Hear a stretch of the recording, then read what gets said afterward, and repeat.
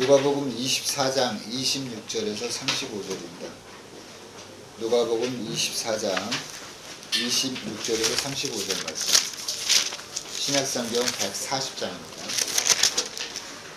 다 찾으신 줄 알고 제가 받들어 공독하겠습니다. 그리스도가 이런 고난을 받고 자기의 영광에 들어가야 할 것이 아니냐 하시고, 이에 모세와 및 모든 선지자의 글로 시작하여 모든 성경에 쓴 바 자기에 관한 것을 자세히 설명하시니라. 저희의 가는 촌에 가까이 가매 예수는 더 가려 하는 것 같이 하시니, 저희가 강권하여 가로되 우리와 함께 유하시다. 때가 저물어 가고 날이 이미 기울었나이다 하니, 이에 저희와 함께 유하로 들어가시니라.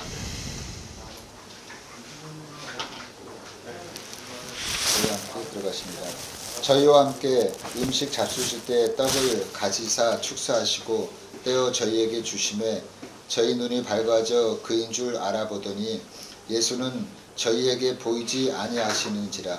저희가 서로 말하되 길에서 우리에게 말씀하시고 우리에게 성경을 풀어 주실 때에 우리 속에 마음이 뜨겁지 아니하더냐 하고 곧 그 시로 일어나 예루살렘에 돌아가 보니 11 사도와 및 그와 함께한 자들이 모여 있어 말하기를 주께서 과연 살아나시고 시몬에게 나타나셨다 하는지라. 두 사람도 길에서 된 일과 예수께서 떡을 떼심으로 자기들에게 알려지신 것을 말하더라. 이는 하나님의 말씀입니다.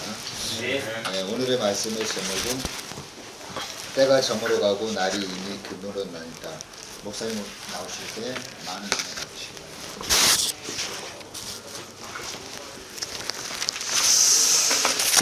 네, 감사합니다. 오늘 본문 말씀은 예수님이 부활하신 후에 엠마오로 가는 두 제자를 만나서 대화하시는 장면을 그린 것입니다. 이때가 안식 후 첫날, 그러니까 오후쯤일 것으로 보여집니다. 이 엠마오로 가는 두 제자는 낙심과 실망과 절망 속에서 그야말로 희망을 완전히 잃고 터벅터벅 엠마오로 내려가고 있었습니다. 어깨는 처지고 발에 힘이 없고 그저 목적지를 향해 아무 생각 없이 걸어갈 뿐입니다. 사실 이 제자들이 가졌던 권력과 희망, 소망이 한순간에 깨어져 버렸죠. 예수님이 십자가에 못 박혀 돌아가시자 이제 유대인의 눈을 피해서 도망다니다시피 하여 예루살렘을 등지고 엠마오로 내려가는 두 사람의 모습인 것입니다. 예수님 공생의 3년은요, 제자들에게는 그야말로 왕보다 더한 권력과 그리고 백성들로부터 추앙을 받던 시기였습니다. 수많은 병자를 고쳤죠. 죽은 자들을 살리셨죠. 그러니까 예수님이 권능이 함께하는 한 이 제자들의 권세는요, 그야말로 막강했습니다.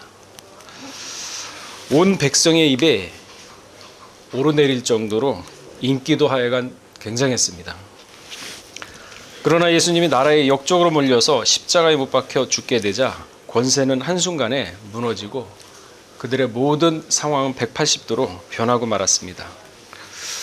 나라의 역적으로서 생명의 위협을 느끼고 도망다니고, 그리고 방에 꼭 들어가서 창문과 문을 꼭꼭 틀어 잠그고 밖에 나오지도 못하고 사람들의 눈을 피하여 그야말로 두더지처럼 숨는 그러한 신세로 전락하고 말았던 것입니다.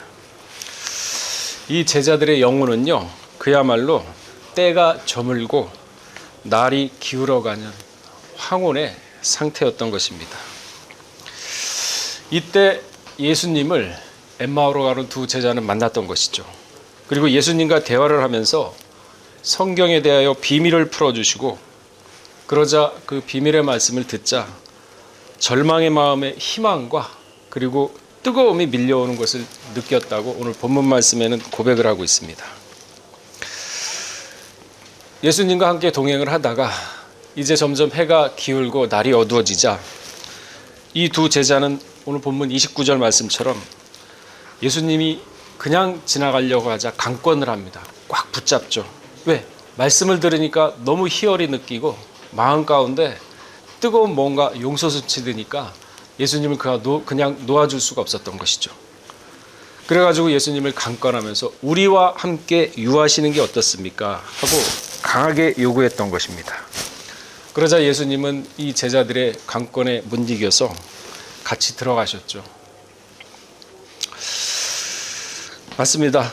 이 예수님이 돌아가시고 난 다음에 제자들을 비롯한 이 모든 사람들의 영혼은 그야말로 그 영혼이 저물고 노을이 지는 그러한 상태였던 것입니다. 그러나 예수님을 만나자 그 저물어가던 마음이 다시 밝아오는 것을 느꼈던 것이죠. 그렇다면 이들이 절망에서 희망으로 바뀔 수 있었던 원인은 과연 무엇일까요? 그것은 첫째, 길에서 성경을 풀어주었을 때 마음이 뜨거워졌다 그랬습니다. 성경을 풀어줬을 때 마음이 뜨거워졌다. 절망의 발걸음을 내딛던 저들에게 예수님은 찾아와 동행해 주셨고 누가복음 24장 15절에 말씀하고 있다고 기록하고 있죠. 이들의 낙담과 불신앙으로 눈이 어두워서 부활하신 예수님을 알아보지 못했던 것입니다. 너무 낙심하고 너무 절망한 나머지 예수님이 옆에 있는데도 알아보지도 못했습니다. 그때 주님께서 다가와 이들에게 말을 건네십니다. 너희가 길을 가면서 서로 나누었던 대화가 무엇이냐? 그러자 이 두 제자가 낙담한 대답으로 예수 그리스도에 관해서 얘기하고 있다고 말씀을 하죠. 그분은 선지자였고 말과 일에 능하신 자로서 이스라엘의 구속자이기를 바랬는데 관원들에 의해서 죽임을 당했다라고 이야기하고 있습니다. 그러면서 죽은 지 사흘 만에 살아나시고 그리고 그를 따르던 여자들이 그가 살아났다는 소식을 전했다라고 얘기를 하고 있습니다. 또한 남자 제자들도 빈 무덤을 확인했다 하면서 이 제자들은 있었던 사실들을 예수님께 자세하게 말씀드렸습니다. 그러나 이들은 그 소문을 들었지만은 부활하셨어. 그 예수님 따라다니던 마리아도 있었고 그 사람들도 예수님 가보니까 빈 무덤이다고 얘기를 했어. 그렇게 얘기하는데 마음 가운데 확신이 없었죠. 그러니까 예수님이 그 두 제자의 확신 없는 것을 보시고 책망하는 어조로 꾸짖습니다. 그러면서 구약에 예언한 것을 자세히 풀어주죠. 메시아의 고난과 부활에 대한 사실을 예수님이 성경을 들어서 자세히 풀어주니까 이때 그들의 마음이 뜨거워졌다고 32절에는 말씀하고 있는 것입니다. 왜 뜨거워질까요? 성경은요, 참이기 때문에 마음이 뜨거워지는 겁니다. 거짓이 아닙니다. 참, 진리는요, 사람의 감정을 아주 뜨겁게 만듭니다. 그래서 사람의 마음을 감동시키거든요. 이렇게 성경 말씀에 의해서 마음이 감동된 자는 역사가 일어납니다. 자발적인 마음이 생기죠. 그리고 또한 모든 일에 적극적인 자세를 가지게 된다고 에스라 1장 1절과 1장 5절에는 말씀을 하고 있죠. 출애굽기 35장 21절에도 말씀하고 있습니다. 마지못해 하는 역사가 아니라 뜨거워져서 내가 안 하면 안 되겠구나. 자발적이고 적극적이고. 그래서 성경의 참은요, 사람의 마음을 감동시키고 뜨겁게 만드는 겁니다. 둘째로 성경은요, 죄를 지적해 주기 때문에 마음이 뜨거워지는 겁니다. 죄를 지적해 줍니다. 사람은 자신의 본 모습을 바로할 때 깜짝 놀라게 됩니다. 그리고 가슴이 뛰게 되죠. 사도행전 3장 19절에 그 말씀이 있죠. 그러므로 너희가 회개하고 돌이켜 너희 죄 없이 함을 받으라. 이같이 하면 유쾌하게 되는 날이 주 앞으로부터 이를 것이요. 여러분, 우리 속에 죄가 있잖아요. 근데 말씀으로 그 죄를 확 지적을 해보세요. 그러면 순간 사람은 깜짝 놀랍니다. 창피하다. 이거 들키면 어떡하지? 깜짝 놀라지만 그 죄를 갖다가 말씀으로 확 후려패가지고 끄집어 내버리면요, 그때는 마음이 유쾌해집니다. 그렇구나. 이 죄가 드러나니까 내가 앞으로 이런 죄를 지면 안 되겠구나 하면서 밝아져요. 어두운 마음이 성경의 말씀으로 빛을 갖다 내려쪘을 때 순간으로 두렵고 당황하지만은 그 성경 말씀으로 죄를 지적해 주면요, 사람은 유쾌해집니다. 왠지 죄사함을 받은 것 같고 상쾌하다. 그래서 마음이 뜨거워지는 거거든요.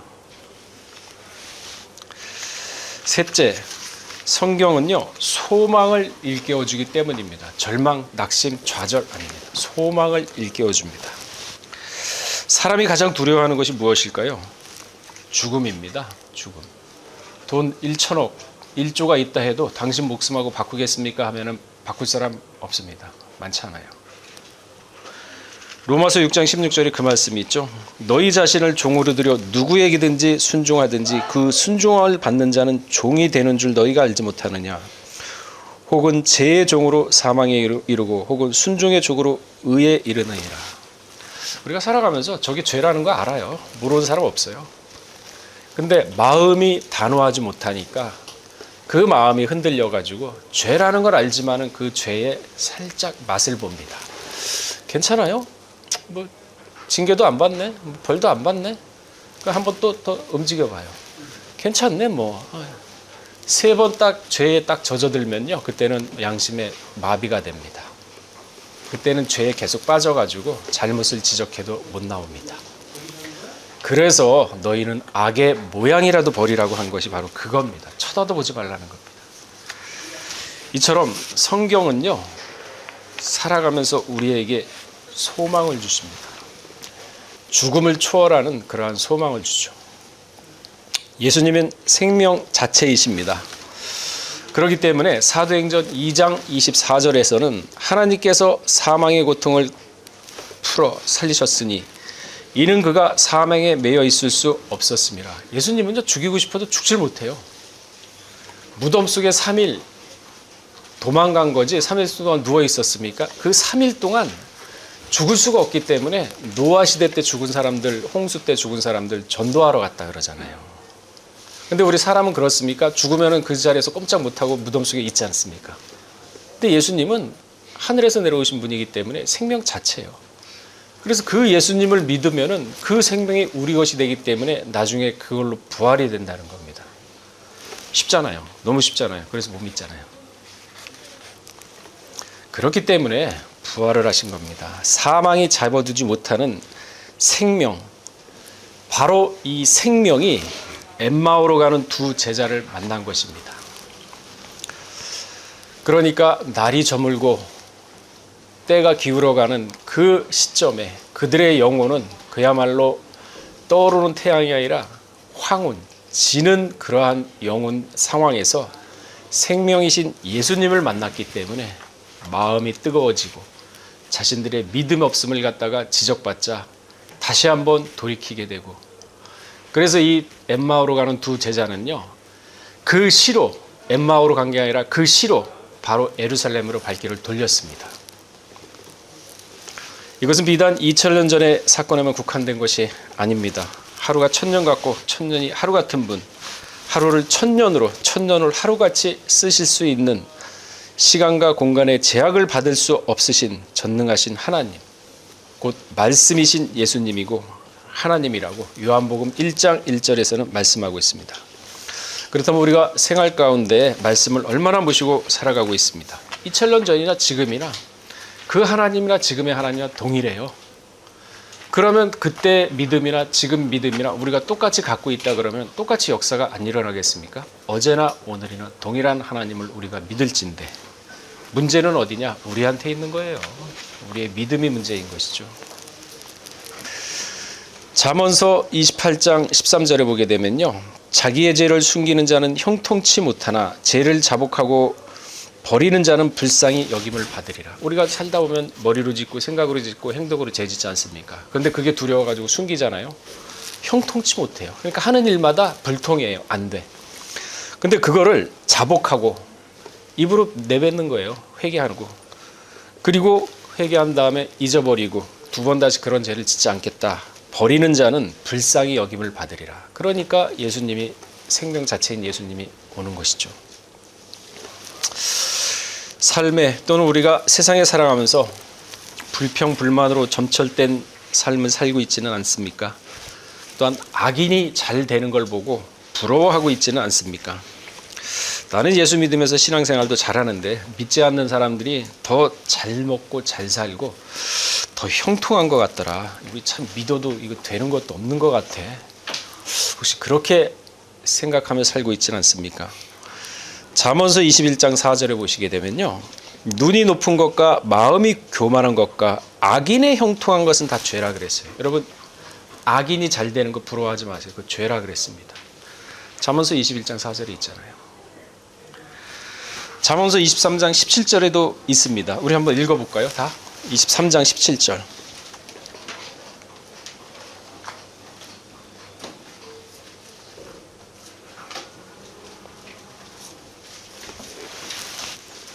오직 의인은 세상에 살지만은 머리는 하늘에 두고 살아야 돼요. 오직 의인은 뭘로 산다고요? 믿음으로 말미암아 산다 그랬어요. 잠언서 23장 17절 다 우리 함께 합독하겠습니다. 시작. 내 마음으로 죄인의 형통을 부러워하지 말고 항상 여호와를 경외하라. 보세요. 죄인의 형통을 부러워하지 말라 그랬잖아요. 아까 21장 4절에는요. 그 형통한 것이 죄랍니다.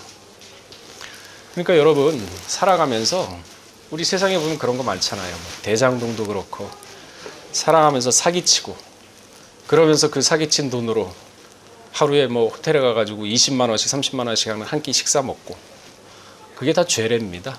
남의 돈 사기쳐가지고 그렇게 하는 게.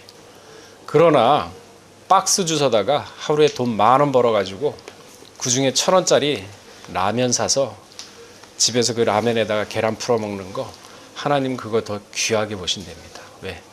자기 피땀 흘려가지고 번 돈으로 정직과 성실하게 사는 걸 하나님이 더 높게 봐요.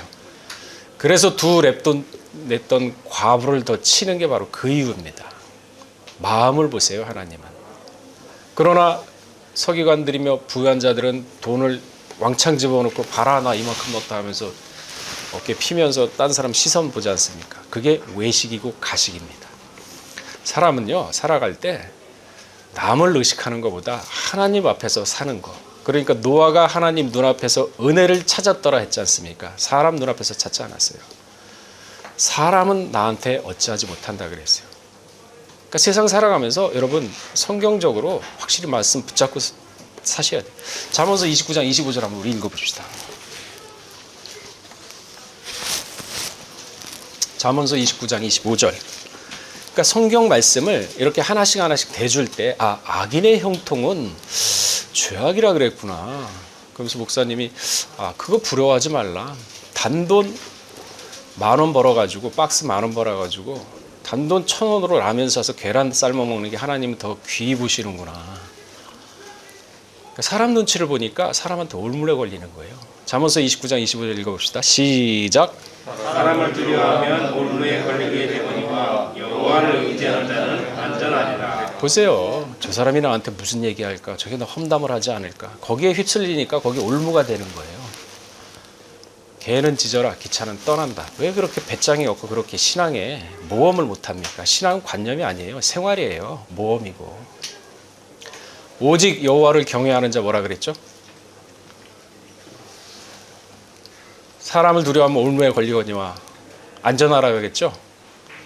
하나님 믿으면 안전하다 그러는데 왜 그 말씀 못 믿고 나갑니까? 전부 다 눈치 보고 사람 눈치 보니까 좌우로 휘둘려가지고 사람한테 올무에 다 걸리는 거 아닙니까? 그러니까 신앙이 크겠어요? 개는 짖어라 기차는 떠난다. 나는 오직 하나님만 믿겠다. 그러한 신앙을 가져야죠. 여호수아가 왜 200만 명대 여호수아 한 사람이 이길 수 있는 비결이 뭔지 아세요? 여호수아 24장 15절 한번 다 찾아보시기 바랍니다.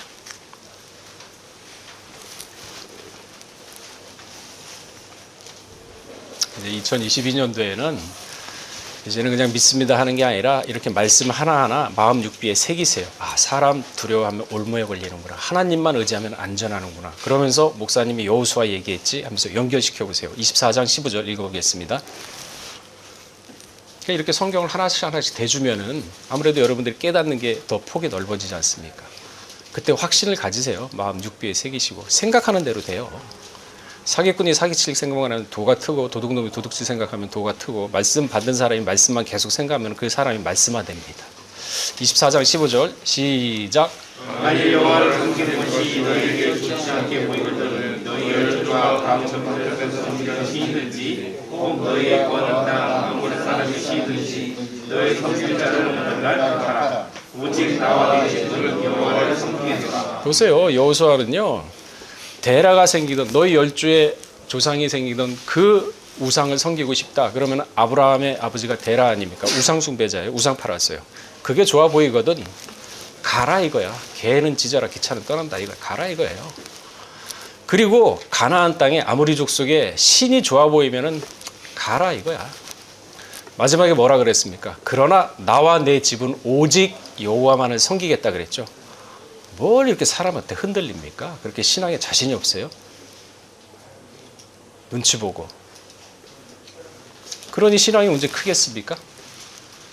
200만 명 대 한 명이 지금 싸워가지고 누가 이겼어요? 여호수아가 이겼지 않습니까? 그러니까 가나안 땅에서 광야 40년 동안에 두 사람 여호수아 갈렙이 가나안에 들어갈 수 있던 신앙의 모범을 지금 보여주고 있지 않습니까? 사람 따라서 좌지우지 했어요? 너 갈 대로 가라. 그 신이 보기 좋으면 가. 그러나 나한테 강요하지만 나와 내 집은 오직 하나님만 섬기겠다. 200만 명 너희 가더라도 내 가족은 하나님만 믿겠다. 그러니까 하나님 기뻐 안 하시겠습니까? 그런 신앙을 갖자는 거죠. 왜 이렇게 마음이 흔들리고 마음이 이렇게 약해가지고. 여호수아 1장 7절 한번 찾아보세요.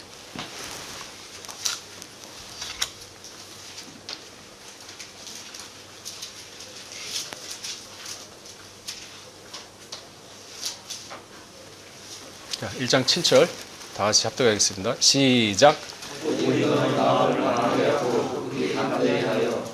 내게 명한 율법을 다 지켜야 하고 바로 나오나 치우치지 말라. 그리하면 어디로 가든지 형통을 가리니. 뭐라 그랬습니까? 마음을 강하게 하고 담대히 하라 그랬죠. 내가 마음을 강하게 하고 담대하게 해준다 그랬어요? 아니면 여호수아한테 하라 그랬습니까? 본인 스스로 해야죠. 그러고 율법을 지키고 좌우로 치우치지 않으면 어떻게 된다? 형통하게 된다 그랬어요. 형통이 그냥 오는 게 아닙니다. 율법을 말씀을 딱 마음 가운데 모시고 사람 말 안 듣고 하나님 말씀만 딱 듣고 좌우로 치우치지 않고 나가면은 그 하는 일에 다 복을 주는 거예요. 그러니까 맨날 그게 안 되니까 마음도 흔들리고 형통도 안 되고 사람 얘기 듣고 혹하고 그러니까 어떻게 되는 줄 아세요? 잠언서 19장 3절 한번 찾아보세요.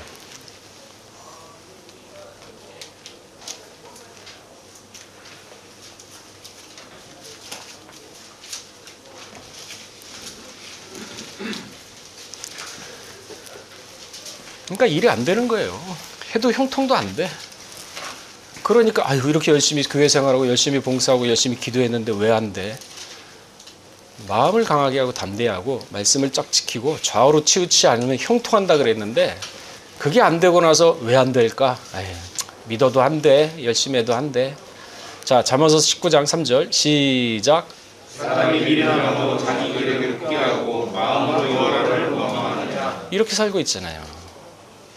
그러니까 자기가 다 굳게 만들어 놓고 하나님 원망해요. 그것도 말로 안 해. 속으로. 마음으로 원망해요. 이렇게 사니까 뭐가 되겠습니까?